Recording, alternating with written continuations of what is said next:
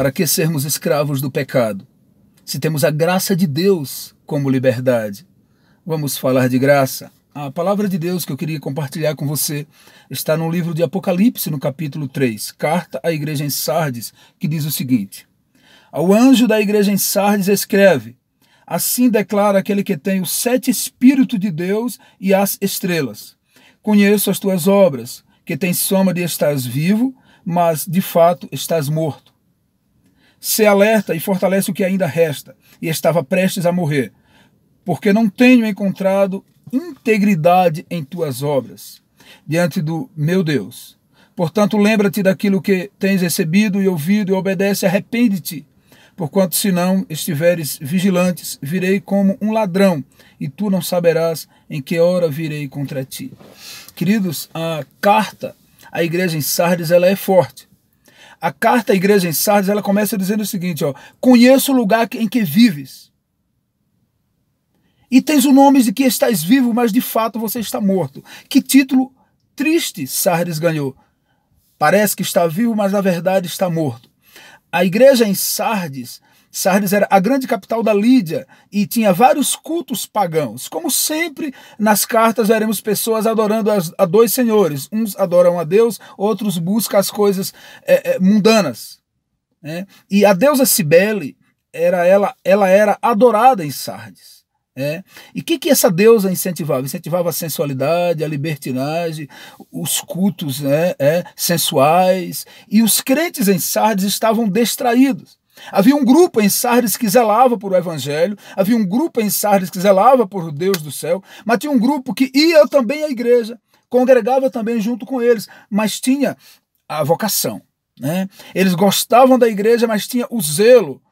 E o zelo era a sensualidade, a libertinagem, a adoração a essa deusa Cibele. Era mente dividida. Eu preciso dizer para você nessa manhã que Deus não trabalha com mente dividida. E essa carta, ela não é científica. Ela não pode ficar apenas como científica. Precisa ser trazida aqui para a minha e para a tua realidade. Sabe, querido, tem adoradores da deusa Cibele dentro da igreja hoje. Sabe? Está cheio de crentes que, na verdade, estão congregando, estão participando, mas não estão convertidos de fato. E eu orei a Deus, eu estou pagando o preço desde o primeiro horário e pedindo a Deus força para que Ele me dê as palavras certas, porque a ideia aqui não é maltratar você, não é ferir você, porque eu não sou melhor do que você. Mas a grande verdade é que o Senhor está se incomodando com a hipocrisia que está instaurada dentro da igreja. A palavra de Deus diz para Sardes assim: arrepende-te. E nós temos um problema dentro da igreja, que não há arrependimento. Olha, no passado as pessoas não tinham a vaidade que você tem hoje, não tinha o divertimento que você tem hoje, não tinha as loucuras que temos hoje, mas tinham um arrependimento. As pessoas tremiam e temiam diante de Deus e pediam perdão. Nós olhamos para a vida, para as nossas vidas hoje e descobrimos que nós adoramos a 2 senhores. Horas estamos diante da palavra, horas estamos diante de Deus e adorando e torcendo, mas momentos depois estamos voltados para as diversões pessoais, para as coisas do mundo. Há uma expressão na palavra de Deus, no Espírito de Profecia, que diz o seguinte: que quando estivesse bem próximo de Jesus voltar, o demônio ia investir na vida dos homens, ia distrair os espíritos dos homens. E 3 itens iam ocupar a vida do homem e da mulher na igreja dos últimos dias. Primeiro, atividades mundanas, diz o Espírito de Profecia. Segundo, esportes. E terceiro, a moda da época. Querido, eu tremo na base ao descobrir que essa profecia está se cumprindo na minha e talvez na tua vida. Os homens falariam de esportes, as mulheres estariam envolvidas na moda da época e os jovens nas atividades mundanas. Ah, queridos, o príncipe desse mundo vem e ele nada tem a ver comigo, disse Jesus de Nazaré. É difícil ver crentes, pastores e líderes e ovelhas também que saem no domingo de manhã, se ajeita e corre para um campo de futebol porque ele não consegue se divertir na palavra de Deus, ele não consegue viver o que Paulo disse, que a diversão do crente era salmos, era hinos, era cânticos espirituais, era viver por Deus, falar por Deus, andar com Deus. É difícil ver pessoas apostatadas que dá para os filhos a tabelinha do Campeonato Brasileiro, mas não tem a lição de juvenis. Os homens falariam de esporte, os jovens envolvidos em atividades mundanas. Ah, meu Deus do céu. Nós trocamos a leitura da Bíblia pelo grupo de amigos. Nós trocamos a leitura da Bíblia pelo WhatsApp. Nós estamos envolvidos nas coisas seculares como nunca estivemos. As mulheres, a moda da época. Deus tem misericórdia, é tão difícil. É tão difícil ver uma irmã investir numa maletazinha, e essa maleta aparentemente não era para carregar roupa, mas na verdade não é. Ela está cheia de maquiagem. Batons assim, batom assado, maquiagem de um jeito, maquiagem de outro. Queridos, olha para cá, queridas irmãs. As irmãs de hoje estão usando roupas, calças rachadas que identificam o seu corpo, que denunciam o seu corpo. E isso é uma forma de traição. Você está traindo o seu Deus e traindo o seu marido. Porque quando você coloca uma roupa que ela denuncia os detalhes, a curva do teu corpo, você está chamando a atenção dos homens lá fora para pecar, e às vezes até dentro da própria igreja. Isso é demônio, isso é espírito de pombagira, e você está traindo Deus e traindo o seu marido. A profetisa do Senhor falou disso, e Satanás está infiltrado dentro de muitas igrejas por aí e está minando o cristianismo. Queridos, os homens falam tanto dos negócios, dos esportes, que a palavra de Deus parece utopia. Parece utopia. Os jovens já não conseguem mais viver sem um celular na mão, sem uma TV, sem o videogame, sem a internet. Queridos, esse é um grande problema instaurado dentro da igreja. E nós precisamos, Senhor, dizer assim, ser vigilante, consolida o resto, porque tu tem um nome que está vivo, mas na verdade tu está morto. Igrejas mortas, pastores mortos, púlpito morto. E não tem poder, vai no sábado para a igreja e volta pior do que o que entrou. Vai no domingo para a igreja e não vê mais nada. Deus está nervoso. O Senhor está pedindo para mudar, porque senão ele virá contra nós e acabará com tudo. E o problema, queridos, é que nós não nos conscientizamos do nosso pecado e não há arrependimento. O Senhor diz assim, arrepende-te, arrepende-te, arrepende-te. O Apocalipse termina pedindo arrependimento. Jesus está voltando, a vida secular é passageira, uma vida de 6 ou 7 ou 8 décadas não vale a pena. Olha para o céu, olha para Jesus. Arrepende-te, diz o Senhor. Caso contrário, eu virei como ladrão contra ti, tu não saberás a hora que eu virei.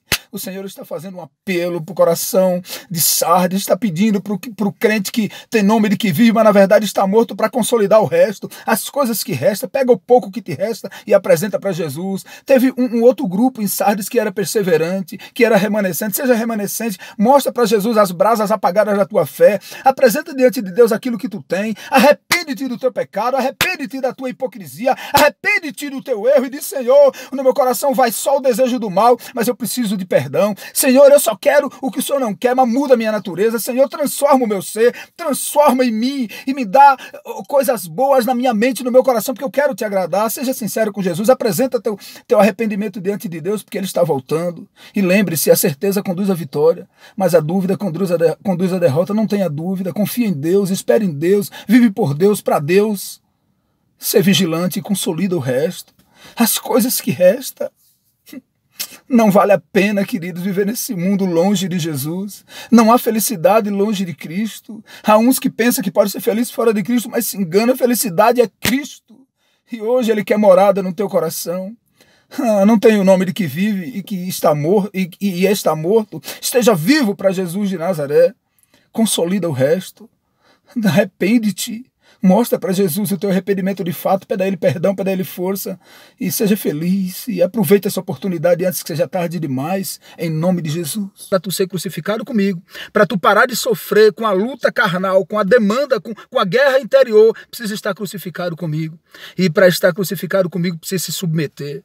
Para estar crucificado com Cristo precisa ser amigo pessoal.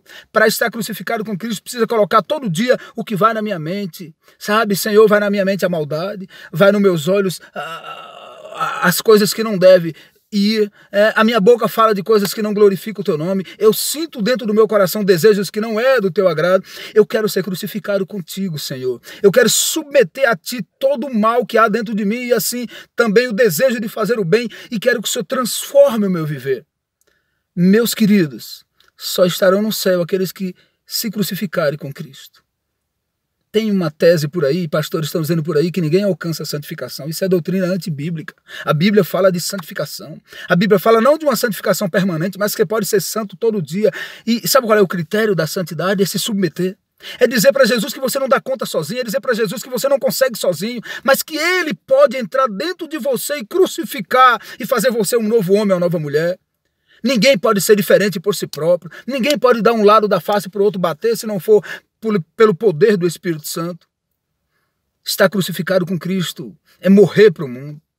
As pessoas usam muito tipo de morte por aí, alguns que pulam de um viaduto, outros atravessam em frente de um carro, outros metem uma bala na sua cabeça. Há N maneiras de se matar. E todos podem fazer isso. Existem várias formas de você fazer sozinho. Mas a crucifixão, alguém precisa fazer em seu lugar.